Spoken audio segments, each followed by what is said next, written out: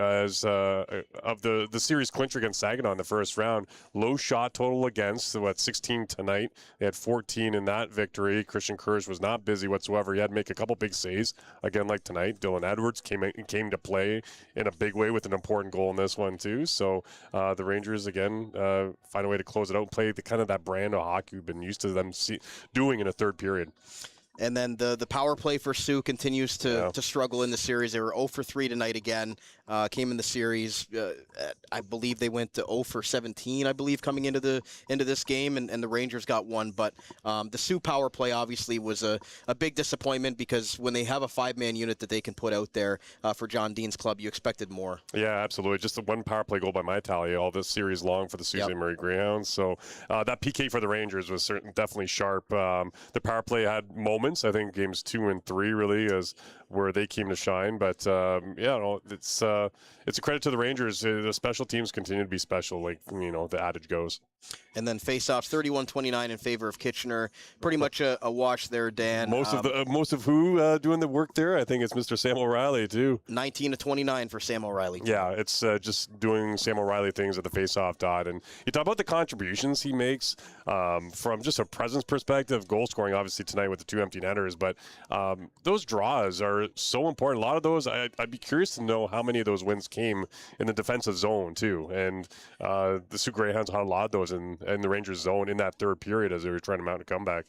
And one player I want to just talk about real quick, Dan, is Brady Martin in the series, because obviously it was a point of emphasis for Jussi Ahokas' team to be able to, isolate him, shut him down. He's, a top 5 pick by Nashville for a reason. He's played NHL games.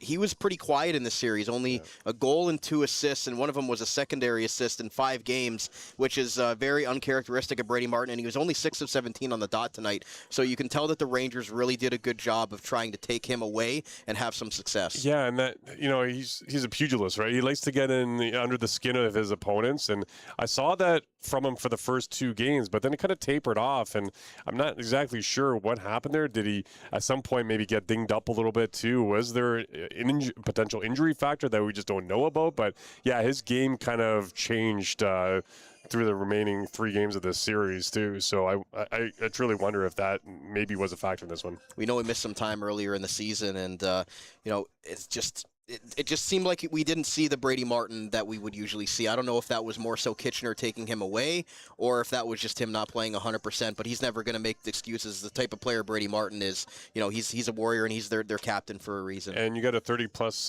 goal scorer, Mignosa, who, he got a couple tallies in the series too, but he wasn't, I don't think, as consistently dangerous as most Sioux fans have expected it, or saw him as being through the regular season too, and through the first round of the playoffs. Yeah, and Mignosa and Jack Pridham were the 2 guys I felt like were going to be overager of the year, and Pridham ends up getting it, right? And is it crazy to think that Pridham we're still looking at a 0 in the goal scoring column for the Rangers' leading goal scorer in the regular season, and just wild. Yeah, absolutely. So we'll move forward with the scoring summary tonight. As you mentioned there off the top, 54 seconds in, the Soo Greyhounds get their first and only goal of this contest, and it was a cross-crease pass there from Louse over to McKenzie, and just like that, the Greyhounds kind of stunned the odd crowd right away. Yeah, 4 goals in 4 straight for McKenzie, and who would have thought that he would have been the team's goal scoring leader by the end of the series? But credit him for really getting the team going in a big way. Fans were rocking here at the odd, hoping to put this one to bed early, but they had other plans, and you couldn't have asked for a better start for the Sioux. Unfortunately for them, it only lasted for about 3 minutes. Yeah, it did, and the Rangers got that game tied at the 4:55 mark. It was the third line once again for the 4th time this series coming through with the first goal for the Rangers.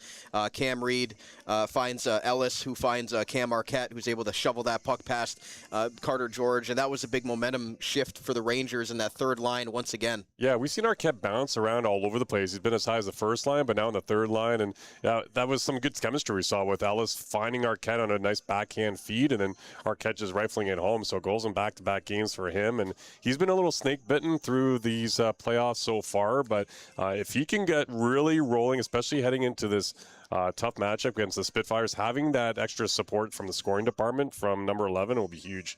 Yeah, and then so it was 1-1 after the first period. Going into the second, Jared Woolley, the London Knights connection there with Sam O'Reilly, and he's able to cut down the right wing, make a nice little pass to Jared Woolley, who was jumped in on the rush and looked like Erik Karlsson on that play almost, and he went forehand for his first goal of the playoffs, and you can tell that those two, with the chemistry and playing together with London, that was just a really nice setup. Totally. We were talking about it during the second intermission, actually, as they were thinking that it might have been offside at the blue line. Obviously, they would have taken a look at it. The officials would have on the iPad. It was close, but, it speaks to that timing you're talking about, that chemistry those two have and familiarity. And being able to find Woolley in stride like that. And of all the saves Carter George made tonight, that was the one I was kind of surprised he didn't make. You don't want to take credit away from Woolley for being able to create an opportunity for himself, but we've seen George make tougher saves for sure.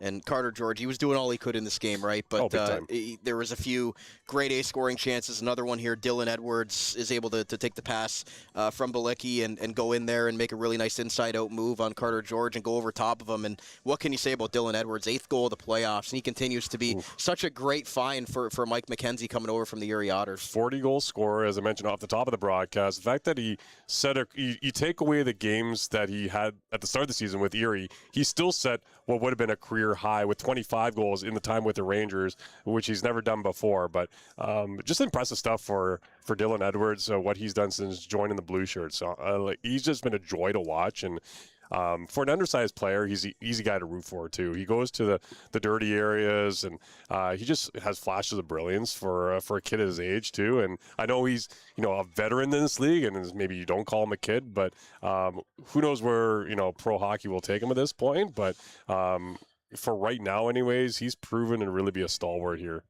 Dan, you've watched more games, obviously, of the Rangers than I have this season, but it seems like Dylan Edwards, from every time I hear his name called, he has a massive reception here. He's almost a fan favorite from this auditorium crowd, and even though he's not from Kitchener, I feel like he's becoming a Kitchener native. We've heard Dang Dylan a few times, Jason on the call, and I think it started to kind of gain some traction around East Ave here, too, whenever he's able to put one in the back of the neck, which has happened with a lot of frequency. But I think it's just a comfort level, too. Like, he got his opportunities in Erie, but the surrounding cast just made him a better player in the end, and what a time in his career to get that opportunity too. Yeah, absolutely. That was his 8th goal of the playoffs. That was technically a power play goal, even though it was right near the end of the power play for the Rangers. That was their lone power play tally of the game. They're up 3-1. Going to the third, do you have anything on that, I guess, mini Donnybrook we saw at the end of the period where Soo got 3 penalties in one sequence, right. None to the Rangers, 2 10-minute misconducts that were handed out to Croskery and Hayes, and Cloutier got a minor penalty out of that. If I'm John Dean, it's hard not to be livid after taking those penalties after the whistle, no less, too, right? So that to me was a bit of a momentum killer, if you will, for the Greyhounds and trying to mount any sort of comeback. And you lose your top line winger, granted your third pairing D, but it's that Hayes 10-minute misconduct that really, I think, took a slight wind out of their sails. And then early in the third period, Brady Martin ripped the crossbar. I think he had another. I think he hit the post in the first period as well. So he could have had a few goals in this game, but that one doesn't go the Rangers' way. That they were down 3-1. If that goal would have went in early in the third period, maybe we were looking at a different hockey game. Exactly right. It was a tight game up, and like the score line is not indicative to how close this game probably was or was. Period. So you credit them for the pushback that they provided. Unfortunately for the Greyhounds, again, it was a little. It wasn't enough pushback. No, it wasn't, but they pulled the goaltender with 3:50 left due to the Soo Greyhounds down 2. We saw them have some, I guess, issues with pulling the goalie back in game 2, where they weren't sure if they were going to pull the goalie. They called the timeout with 2:50 left. They left George at the blue line. Then he ended up coming off, and O'Reilly scored an empty net goal. At least they got the goalie pulled a little bit earlier this time, knowing they needed the 2 goals. But it was deja vu again as Sam O'Reilly, not the prettiest goal you're going to score, but he goes hard to the net, and it goes off of his leg and in, and he goes hard into the net, and you're wondering, he's okay, but he was able to get up, but he seals it with that empty netter. Well, yeah, and it's the second home game in a row that he's potted a pair of empty netters too, which is a little fun fact there. But yeah, I think the Rangers fans were holding, and we were kind of holding our collective breaths there as he took that post hard, falling down too. So being the offensive and just team leader overall that he is, you just hope, like, oh my gosh, you hope he's okay. And that was a good thing. Like, he's skating around. He gave the salute, raising a stick to the crowd, indicating as such. So that was, I think, a relief for Ranger Nation. No, it was, and as you mentioned, he got his 10th goal of the playoffs, 4th empty netter of the series to seal it there, 5-1 with 20 seconds left. And again, Sam O'Reilly, full disclosure, he's my nominee for the Red Tilson this season. I think what he's brought to the Rangers since he's come over, as you guys would know on the broadcast, since he's come over from London, has just added just such a different piece and a dynamic to this club that maybe they were missing. And, with a 46 goal scorer like Jack Pridham could have easily been the nominee for the Rangers, but you can only have one. And I think Sam O'Reilly proved in the series why he's sort of taken the lead of this Rangers team. Yeah, and every London Knight fan is basically saying, you're welcome, Kitchener, for both Sam O'Reilly and probably Jared Woolley. But hey, you know what? You have to credit the Rangers organization and specifically Mike McKenzie for pulling trigger on these moves. It starts with Dylan Edwards, Gabe Schrod earlier in the season as well, who's proved to be a nice depth piece. And then the picks you're sending over London's way to get Jared Woolley, to get Sam O'Reilly. I've mentioned it on air, and I'll say it again, I'll be on my pedestal. If he isn't the winner of this year's General Manager of the Year award, I think that's a travesty. He's definitely in the conversation, I think, for the top 3 at least. At least, yeah. We'll be humble on that one. But as you mentioned, 3 guys they acquired, 3 stars tonight. Sam O'Reilly, 2 goals, 2 assists, +3. Dylan Edwards, goal and 2 assists was the 2nd star. Jared Woolley, 3rd star, 1 goal, 1 assist. So there you go. You can't go wrong with that. That's probably easiest pickings we've had in a little while. I do want to say Christian Kirsch on, I believe it was one of the Sioux power plays, came up with a few big saves. I know he's not going to be talked about a whole lot in the series. He came up with 4 breakaways in that second period back in Game 2 that really was able to secure Kitchener that victory. But how did you think that he played going up against, an elite prospect in Carter George? I think he held his own very well. And, 2 19-year-old goaltenders, 2 NHL prospects who we might very well see square off again at the next level, if not the AHL, the NHL perhaps down the road. And 2 Western Conference opponents, and mind you, with George being the Kings prospect and Kirsch with the Sharks. So, to answer your question, I think Kirsch has settled in nicely into his first foray into OHL playoff hockey, this being his first year with the Rangers, and you can't sniff at that. 8 wins to just the 1 loss in this postseason, and you get credit a lot of the team in front of you, but he's come out with a lot of big time saves and big moments, and that's the thing. He's been that calm presence in the blue ice for the Rangers all season, and I think that goes unheralded a lot of the time. Has anything caught your eye from the handshake line? I know Cam Reed and Brady Martin have a strong relationship, not only because they're both Nashville first-round prospects, but they've played together in the summer leagues and things like that. Anything catch your eye there? I think that's the biggest, the look of respect those two have towards each other, and obviously they've talked about their mutual friendship and how deep that bond goes, and it's only going to get stronger here as they progress in their professional careers and as they work towards hopefully putting on the Predators jersey in the relatively near future, you hope. So, just, 2 good friends going to battle here, and that mutual respect was cool to see.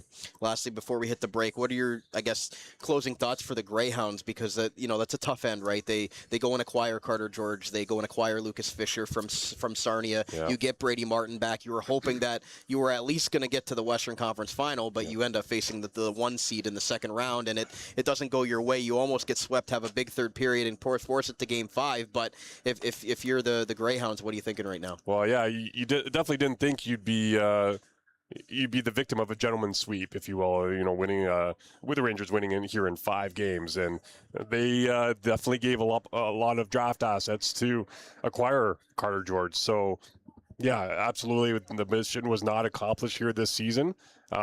They've yet to pass the second round under head coach John Dean, and I'm sure there'll be some questions there. And in terms of, the leadership of the team too, what will it take to get them over the hump? Now the attention turns what kind of year they'll have next year. Obviously, it's going to be maybe a bit of a younger team, or what's the roster going to look like? Yeah, Kyle Raftis has his work cut out for him if Brady Martin is going to be up at least in the American Hockey League, if not with the Nashville Predators next season. But the Rangers moving on, the Greyhounds are out. Kitchener and Windsor coming up in the Western Conference Final. We're going to take a quick commercial break. We're going to come back. We're going to get head coach Jussi Ahokas' post-game thoughts. We'll quickly touch on what to expect from Windsor-Kitchener, and we'll get Dan's player of the game. So stay right here. We're right back on OHL Overtime, right here on the Armchair GM Sports Network. Fourth Wall is the official merchandise supplier of the Armchair GM Sports Network. Our user-friendly site is print to order with no minimum items or inventory needed, shipped right to your doorstep safely and efficiently from their North American warehouse. All of our logos are available to supporters, listeners, and viewers can have the best variety available to them for their swag preferences. All items are priced as low as possible, allowing everybody who wants to support our business with the opportunity to do so, receiving quality and comfortable products in return. Shop today at fourthwall.com with the direct link to our Armchair merch store in the description of all episodes and in the bio of all of our social media accounts. Become an Armchair GM today with Fourth Wall. Butt ends are hockey stick grips, specifically for the top of the stick, designed to replace traditional clock tape. They're made of rubber and offer a more consistent and comfortable grip than tape, aiming to improve performance and reduce slippage. Butt ends are an alternative to regular stick tape that provide enhanced grip and comfort, are durable, reusable, and consistent, with the ability to reduce vibration. The grips are available in a variety of styles, designs, colors, and even have options for specific player names. At Butt Ends, they are committed to providing the world's highest quality stick grips and continue to bring new technology and ideas with each new grip design, regardless of sport. Alex Petrangelo, Akil Thomas, Max Domi, Aiden Hill, and Tim Stutzla are just a name of few who have proudly used Butt Ends for peak performance at the NHL level. Check them out at buttendswithaz.com and use our referral code buttends.com/discount/armchairgm to get 10% off your order as part of our community. Engineered for greatness and performance. Butt Ends, the #1 grip in hockey. Hi, this is Mike Stubbs, radio voice of the London Knights. You are listening to Brandon Caputo on OHL Overtime.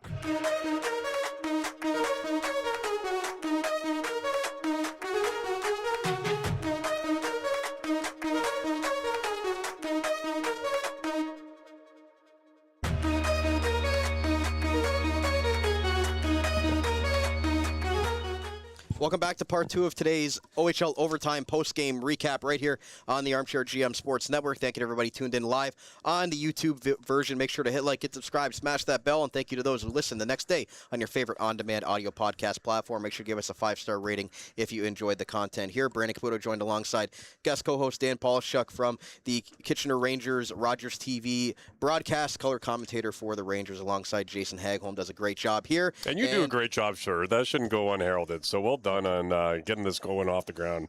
Absolutely, I do my best, but Bang up job. We're in a great setup here live from the Odd, one of my favorite rinks in all of junior hockey, and I'm not just saying that because you're sitting here beside me. It's hard to debate that, right? It is. It's hard to debate it. Don't necessarily like walking up all the stairs, but hey, you know what? You get your steps in, right? I didn't get to go to the gym today, so that was my workout. There you go. There you go. Again, we're continuing to break down this the Rangers clinching game here in Game 5. They probably should have closed it out last night. A bad third period. They were up 2-0. Yeah. Soo scored 4 goals, and here we were with both teams flying back for this quick turnaround, and the Rangers closing it out there by I forget the score. The 5-1 was the end-up final with O'Reilly getting the 2 empty netters. They win the series 4-1, and they will go and play the Windsor Spitfires. So before we get to Rangers head coach Jussi Ahokas on the post-game, Dan, anything else you want to mention sort of about what you're thinking of this Rangers team now going up against Windsor?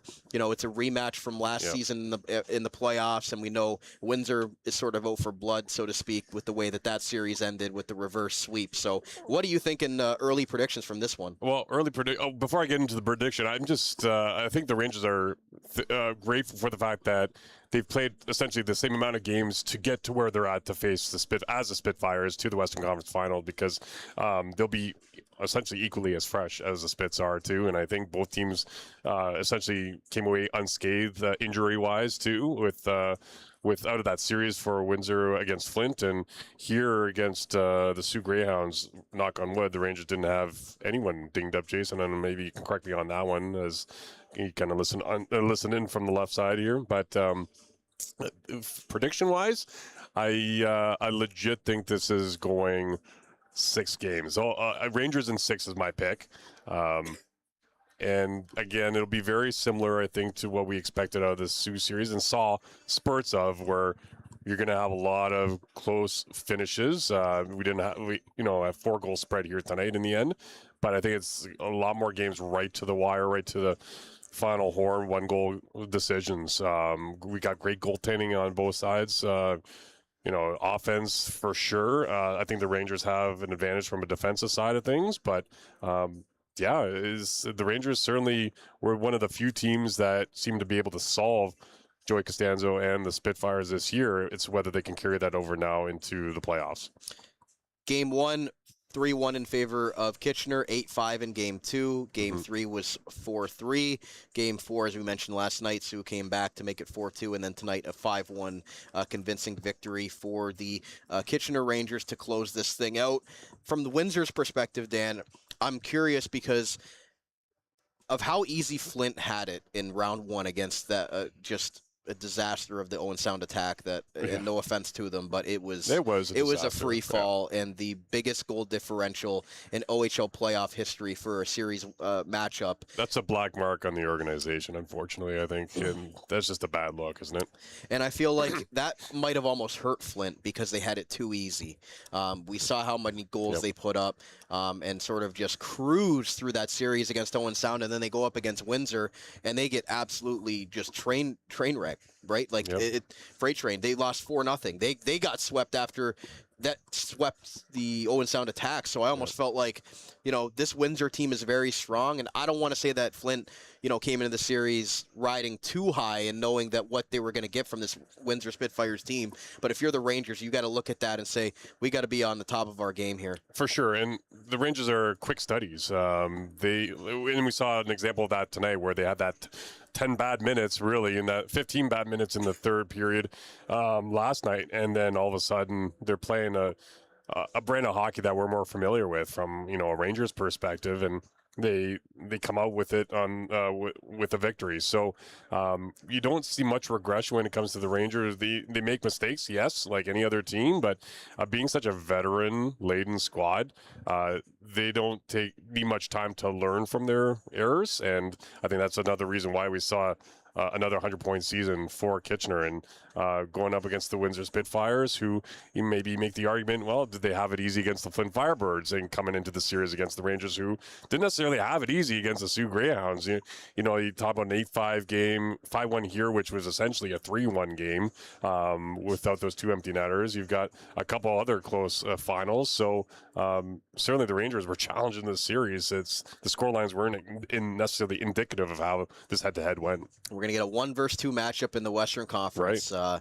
This one's going to be a really good one. I look forward to covering it. But let's get fun. Yeah, it's going to be a lot of fun. And 2, again, historic franchises with great fan bases, right? Yep, 2 great buildings, WFCU Center and the Odd, both can get rocking, and I expect a sold-out Western Conference final. It's going to be a great one. So let's get to Rangers head coach Jussi Ahokas on the postgame and get his thoughts on his team advancing to the Western Conference final.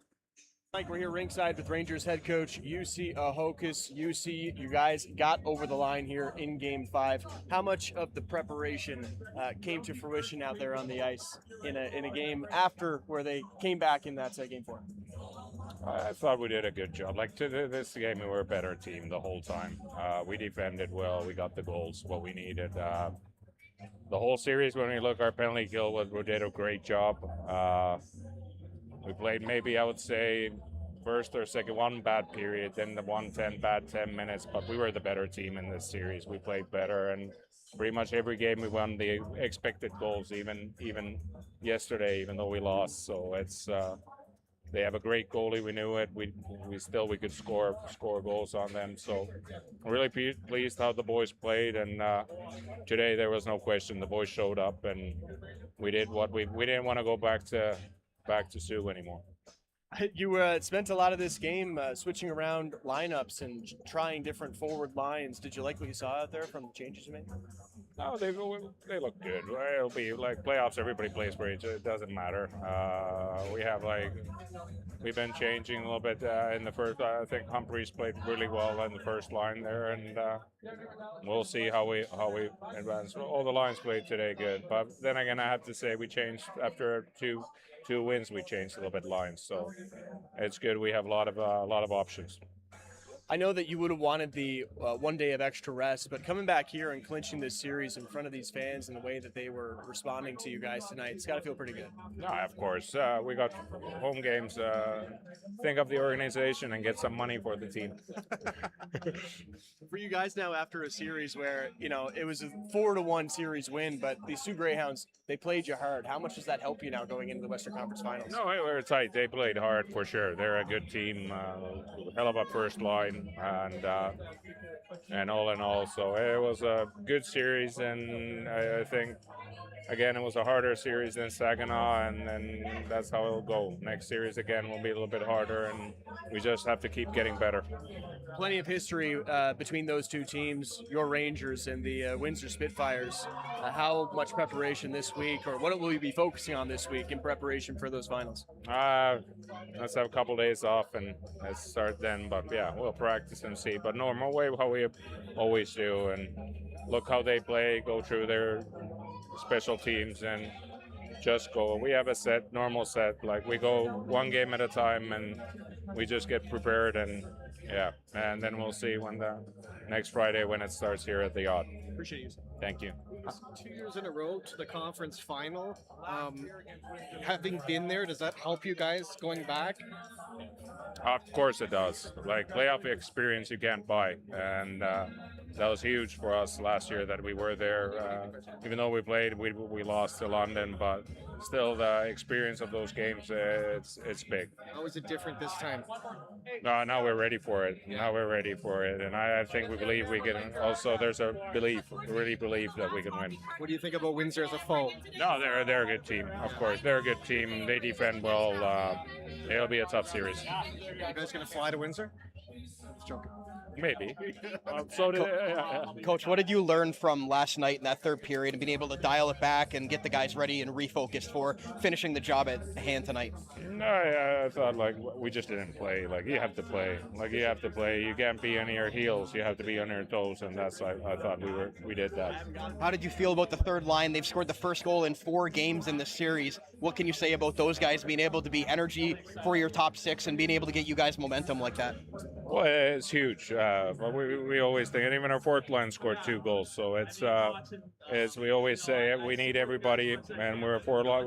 We need everybody who's involved, and that just shows we have depth in our lineup. Lastly, why has Sam O'Reilly's presence been so big for this team? Your Red Tilson nominee for Most Valuable Player. What has he brought to this group and really helped you elevate since he got here? Well, he's all right. He's a warrior. He's a competitor. He wants to win. He plays a great two-way game, and he's a leader on the ice and off the ice. So yeah, he's a great player. There was Jussi Ahokas, Kitchener Rangers head coach, post-game following the Rangers clinching the second round series and moving on to face the Windsor Spitfires in the West Final. Dan, did you have any takeaways from what Jussi said tonight?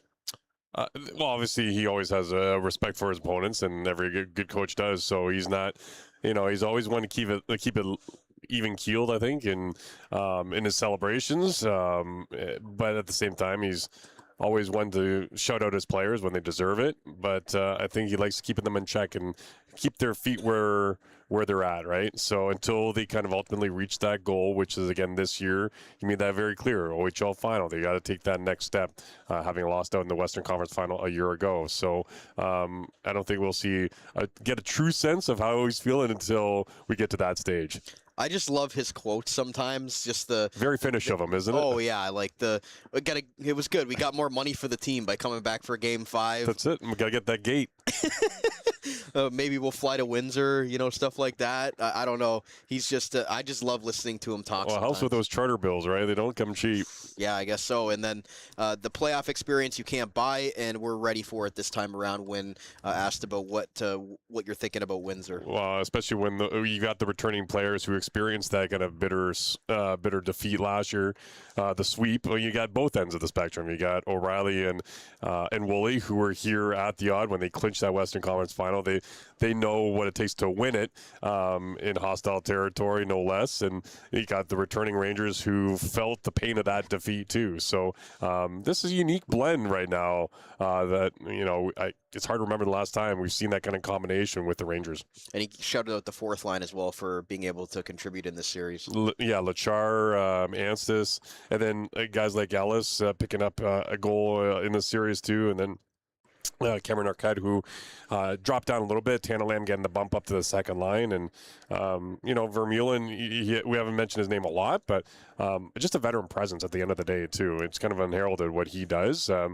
The fact that you can trust a player and to throw it as a regular shift. Granted, it might be short shifts, but you're rolling 4 lines at this stage of the playoffs. I think that speaks a lot to the quality of your players. Before we get to your player of the game, just talk about Cam Reed's leadership and what you think that he's really elevated this year. We know that what he was last year, and he's had such great leadership here. The Rangers have won Overage Player of the Year the last 3 seasons, so we know that room continues to pass on the baton in a positive way. What have you seen from number 18? I think he's just come to realize he's gotten that little taste of what it takes to be a pro at the next level, and it comes across in just the simple things as his post-game or pre-game interviews, if you are intermission interviews for that matter. I can't even speak at this point.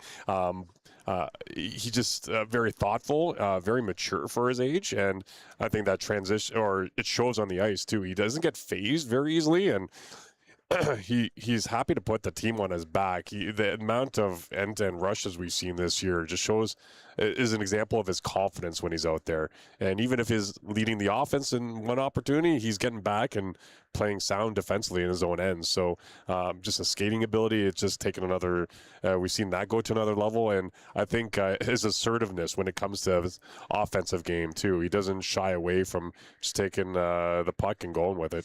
No, he's trusting his instincts. Yeah, and I think even though he might have not put up the most points in the series, he definitely made his presence felt on that back end. For sure. He created some opportunities, created some turnovers, came up with some big defensive plays. He had that one play. Shot blocks too, and all that stuff that unfortunately is not going to show up for us on the box score. I wish we could see all that stuff, but it's all secret at this point. The scouts are watching, and they know, and that's the important thing at the end of the day. Absolutely. So Dan, let's get your player of the game. I'm sure it's going to be one of the 3 guys that's I guess the 3 stars in this game. So give me your player of the game, and then maybe an unsung hero that might not show up on the score sheet tonight. Sure. So my player of the game is Dylan Edwards. As big as that, what stood up at the game-winning goal by Jared Woolley, that insurance marker by Edwards, I think, really was the exclamation mark on this one. It really put. I used the adage before, but put the wind in the Rangers' sails too. I think any sort of nervous energy that there could have been had that game stayed 2-1, and with the Soo Greyhounds still hanging around, that insurance marker was big, especially in this elimination game. And just the energy he brought shift after shift, it's contagious. And for that consistency, I think Dylan Edwards was our player of the game. And unsung hero. Or just somebody thought had a great game? For me, it's, again, Christian Kirsch. Again, just 16 shots that he faced, but he made a lot of important saves in moments where, as expected, the Soo Greyhounds showed some pushback, whether it came after a goal or just in certain moments, too, where the Rangers were caught kind of scrambling in their own zone. Again, he's talking about maturity. He showed that in the crease. And, again, it's not always about the workload, but it's about the quality. And he certainly showed some quality in between the pipes for Kitchener here tonight. Well, Dan, we're going to look forward to a fun games 1 and 2 here at the Auditorium against Windsor before heading down to the WFCU Center. This is going to be a really good Western Conference final. I think for the first time in a few seasons, we could really see this one go the distance. This is, to me, I know Brantford and how great they are in the East with going up against either Barrie or Ottawa, but this, to me, is going to be such a fun series to watch. Well, to play off with Jussi Ahokas was just saying, there's going to be some good gates for both teams throughout this series. Absolutely. So, Dan, appreciate you taking the time to do this. It was a lot of fun, and obviously we're going to have more opportunities later on in the West Final. So thanks for the time. Anytime. Happy to do it, and great job again on the show. Oh, thank you. I appreciate that, even though maybe I don't deserve the credit all the time. No, absolutely, you do. You do a heck of a job, man. All right, appreciate it. So that's going to wrap up today's OHL Overtime episode right here on the Armchair GM Sports Network. Thank you to everybody tuned in on the YouTube version live and those listening the next day in your favorite on-demand audio podcast platform. Again, make sure to give us a follow on X at Armchair GM Pod, as well as on Facebook, Instagram, and TikTok for all of our short reels and content and some of our Rangers media,